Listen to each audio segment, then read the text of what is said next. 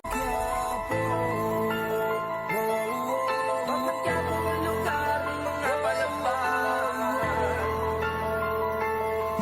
kang magkaroon sa hindi nga aatasan. Kahit pa magkagulatan kayo ay papalagaan.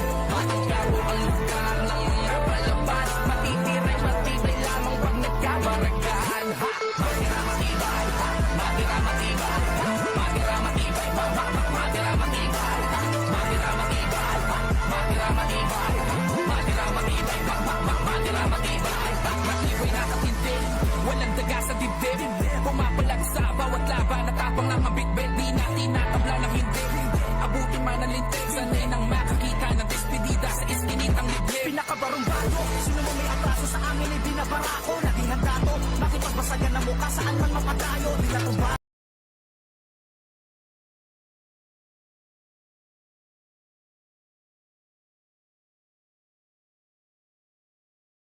Alam mo ba kung anong sinasabi kong misyon? Ang misyon ko, ang pagpapatay ng mga hayop na yan. Ang mga sobra ng kasamaan. Noong araw, pag pumapatay ako, kahit konti nakukonsensya ako. Pero ngayon, wala akong nararamdaman kahit keto kalit.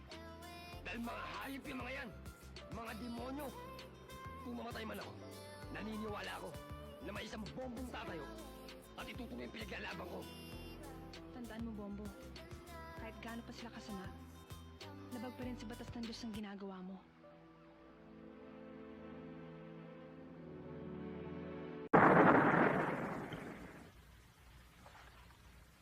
May nagkaanulo sa grupo.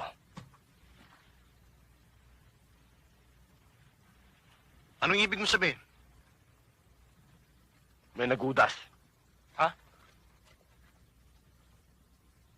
Kilala mo ba siya, Angel? Oo, Tukmol.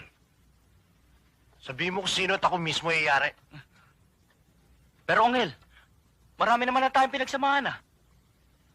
Huwag ka mag-alala, Tukmol. Madali akong pumatay. Hindi ka na mahihirapan pa. Parang may karga ibig mo sabihin.